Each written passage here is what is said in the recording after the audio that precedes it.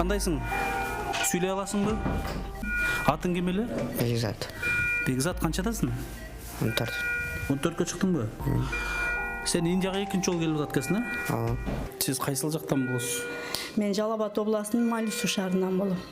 Азыркы учурда Кыргызстанда Бекзаттын абалын угушуп, тууган урук, жердештер, башкалар тааныган, билгендер эмне аракеттин үстүндө болуп атышат?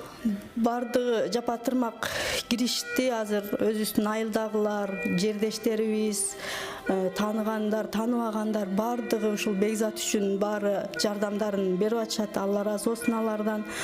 Эми сразу многу акча чогулуп калбайт экен да. Ошо секинден астадан али көп түкүрсө көл болот дегендей аз-аздан кичинеден чогулуп атат эми. Азыркы учурда сиздин болгон оюңуз эмнеде болуп турат эжеке? Балам жакшы болуп кетишти. Ушул Индиядагы врачтарына эми рахмат айтып кетем. Ушул бизди силердин бир сом акчаңар жок экен деп бизди чыгарып койбостон ушул балам үчүн аракет кылып атышат. Кудайым буйруса биз дагы ошол өзүбүз жактагылар дагы, кыргызстандыктар дагы ушул балам үчүн аракет кылып атышат. Биз да аракетте болуп атабыз. Врачтын айтымы кандай болуп атат? Үмүт берип ататпы?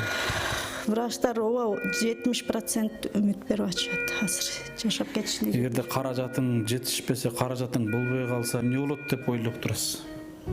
Меле сата албайм аны нерсе.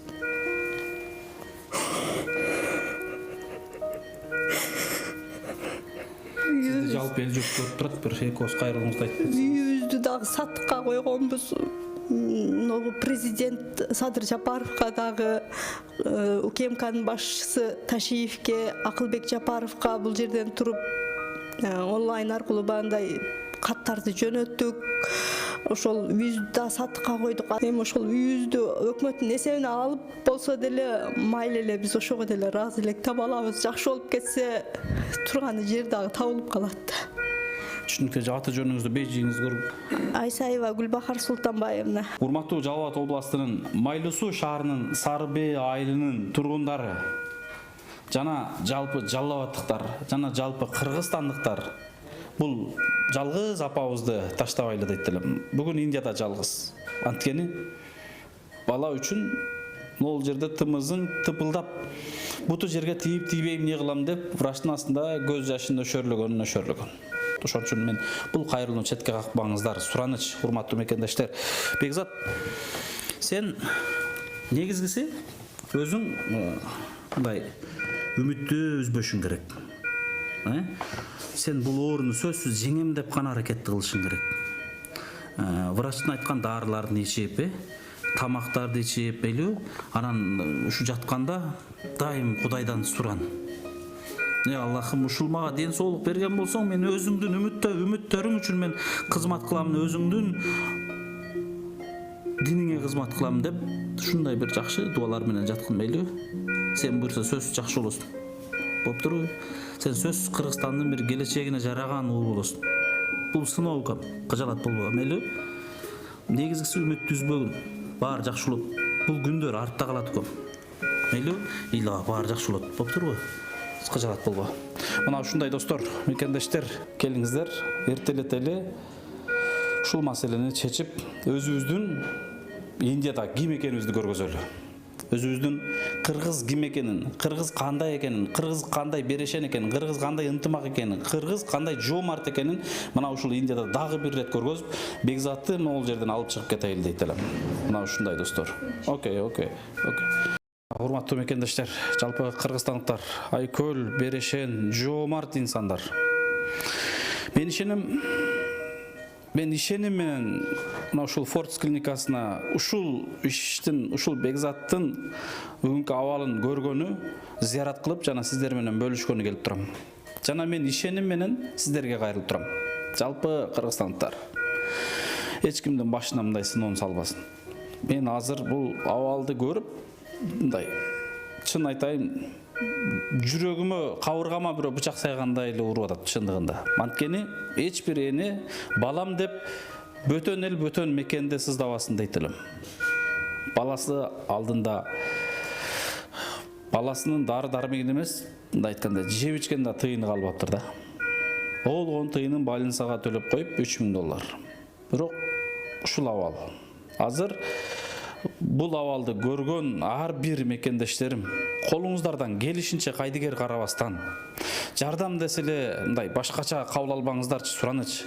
Аллах Таалам ар бирибизге ушундай сыноо берет экен. Аллах Таалам ар бирибизди ушундай дарттар менен сынайт экен. Аллах Таалам ар бирибизди ушундай бир ооруну берип, барчылыкты берип, башканы берип сынайт экен. Бөтөн эл, бөтөн жерде жүрөбүз. Мына бу Индияда Аллах Таала ушул апаны өзгөчө сыноого салыптыр. Өзүбүздүн апабыз, өзүбүздүн бир тууганыбыз, мекендешибиз. Бөтөн эмес, башка эмес. Мен аргасыз сиздерге терең кайрылам.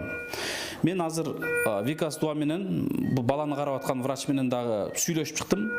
Сиз колуңуздан келген аракетти жасаңыз, Кудай буйрса биз бул жагына аракетти кылабыз. Сиз кой бербеңиз деп.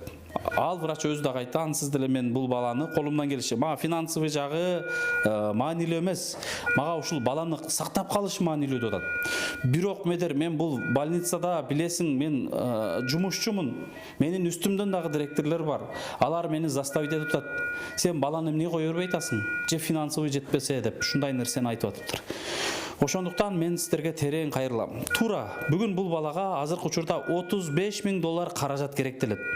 Эжекебиз больницага $3,000 менен келип, кийин дагы салдырып $5,000 каражат салыптыр.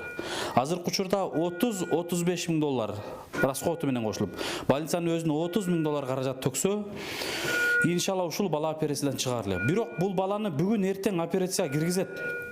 Бул бала бул больницадан момундай айтканда чындыгында карыз болуп жатат экен.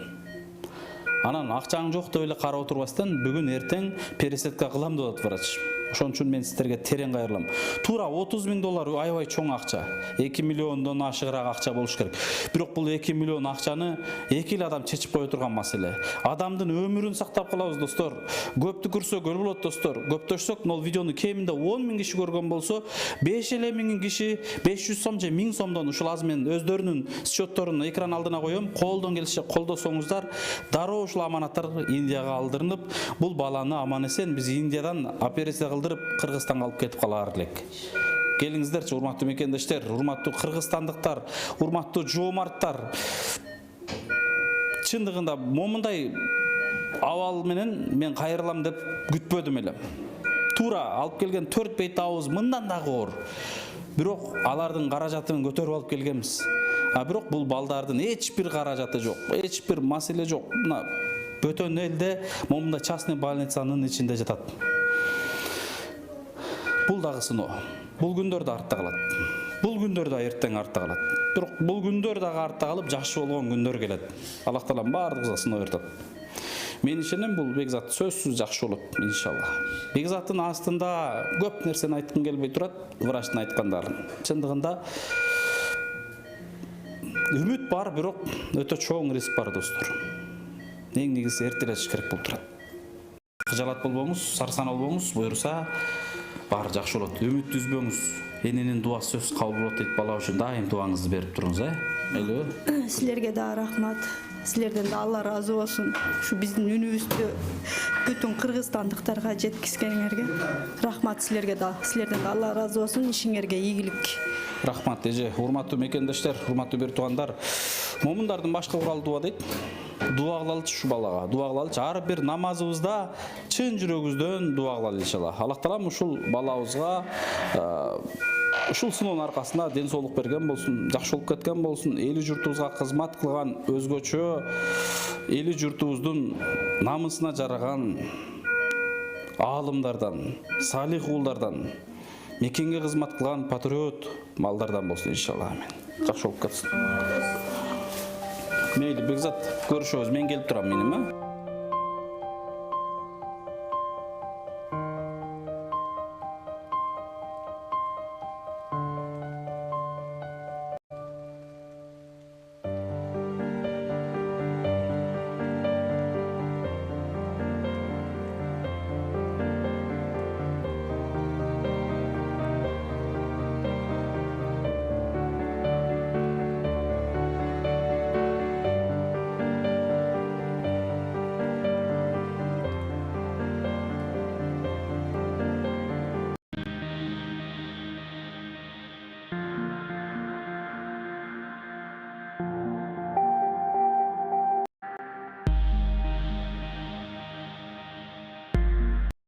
Beyzat ağa, men özümdün sözümdü düşündüre almayım. Sen neylesin, sen жеткерip атасың.